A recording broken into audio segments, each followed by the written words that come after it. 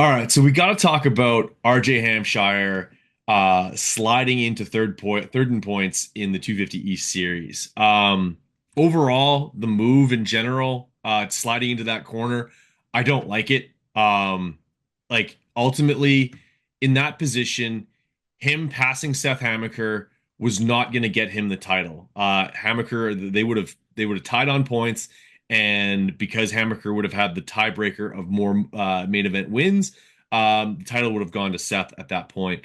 So he was sort of out of options as far as how he could win the championship because even if if he passes even if he goes down or he like if he passes um Seth and he puts him down, and then if Tom Vial passes Seth, then Tom Vial gets the championship. So he was kind of between a rock and a hard place. Essentially, what needed to happen was he needed to go pass not only Seth, but then also go get Hayden Deegan, and that wasn't going to happen either.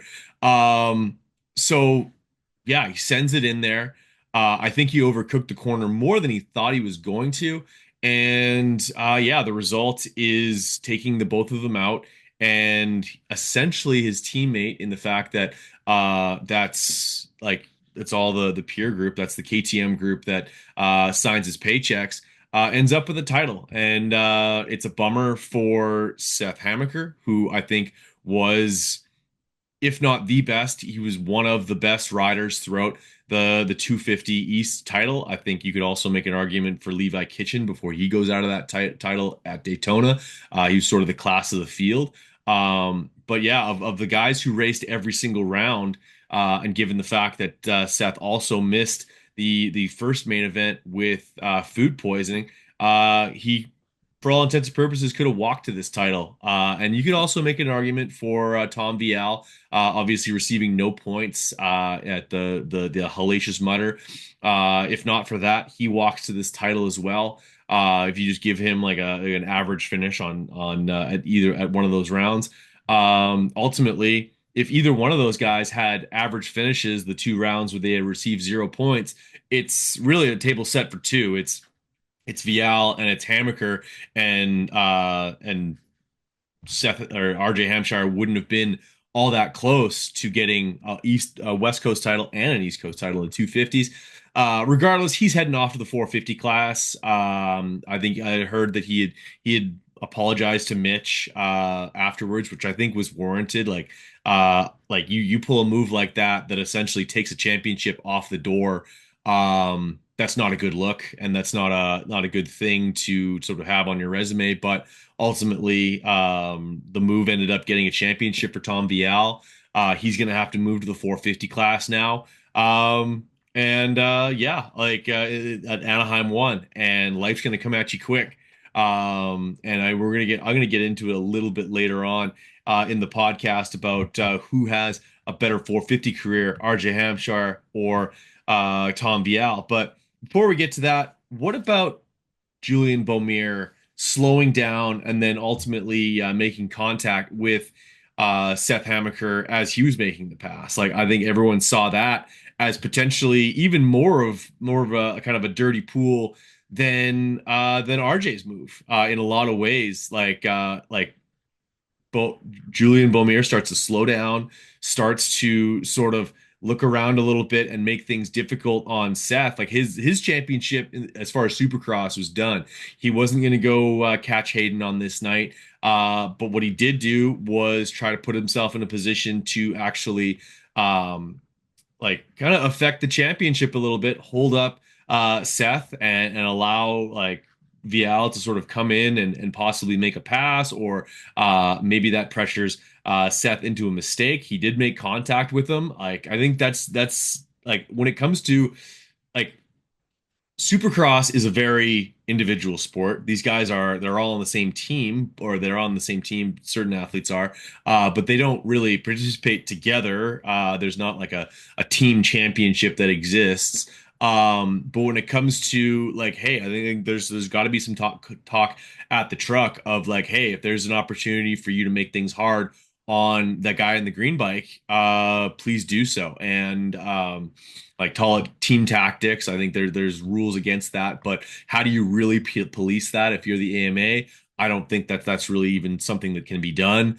And yeah, like I think when it comes down to it, Julian is gonna like kind of do the best he can for the team that he rides for. If that means slowing up a little bit. Did I like the move? Much like the RJ Hampshire move? Nope, didn't like it either. I think either one, just go and race your race and let the championship fall as it may. And in this case, I believe Seth Hamaker would have been your East Coast 250 championship. But I also was thinking during this race is that like, what's the best thing for Seth Hamaker is that there's a good possibility here where he's like, came about as close as you can to winning the East Coast title. He'll be back in there, whether it's East Coast or West Coast next year, and minimum 2 more years in the 250 class. He's still a young man. He's still a young pro, and he's shown the speed that he could very well be. And I think he's going to be the odds-on favorite for a championship on either coast next year. As long as he stays healthy, and that's a huge feather in his cap. I think that puts him in a great position to be really successful in the future.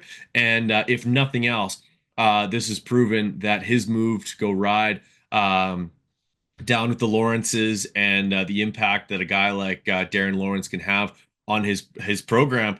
He's completely flipped the narrative as far as like his riding indoors and out. I think we're going to see some really good things from him in the outdoors as we're going to get to a little bit later in the pod. Question: who will have a better 450 career, RJ Hampshire or Tom VL? No, what do you mean by better? Is it like championships or race wins or like just like season overall finishes like in the point standings? If that's the case, I'm going to lean more towards Tom Vial for the same reason that he ended up winning this championship, and it comes down to consistency in his championships. Since coming over, like Tom's a two-time world championship two-time world champion in motocross. He's now a two-time supercross champion, and if I'm not mistaken, I think he has more wins outdoors than RJ does as well. I think that translates well to the 450 class. I think that I don't, but I also think that RJ Hampshire has a higher ceiling on a event by event basis, and for that reason, I think that really comes down to just the raw speed that RJ has under the hood. Like he just has that send it.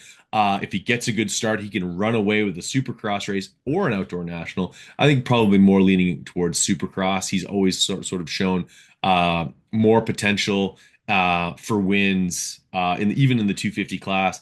RJ does that. By that I mean, and I think that also is going to sort of translate into the 450 class.